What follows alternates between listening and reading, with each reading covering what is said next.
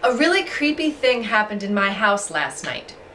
Lights started to blink in my bedroom and in my son's bedroom, and I really wasn't sure what was going on.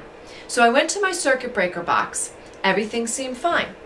Got back into bed, was watching TV, and all of a sudden, poof, all the power's out in my room, the TV's off, the nightstand lights.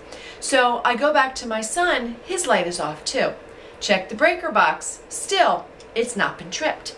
So my gut instinct said, turn off that breaker and leave the power to those outlets off, and in the morning, figure out what went wrong. Well, boy, am I glad that I did.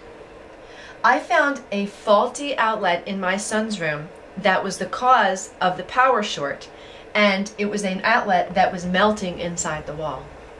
Now, I don't advise that as a beginner DIYer that any of you are opening up light fixtures for the first time, but you need to understand the pathway so that you know whether it's part of a circuit, an entire circuit, and you can troubleshoot before you call the electrician.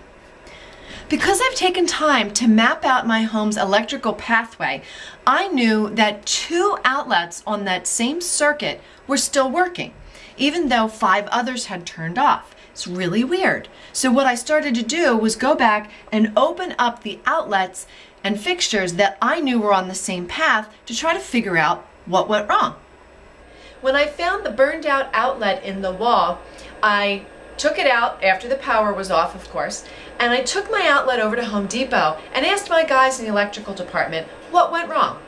What happened is a thing called arcing, where the wire coming in the back of the outlet and the wire that was attached to the side screw created a spark or a connection back and forth between the two until it melted the plastic.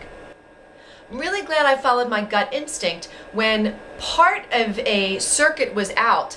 2 lights were on and 5 lights were off. My gut was to turn the whole breaker off. And I'm glad that I did, because this arc could have kept flipping all night and really sparked a fire.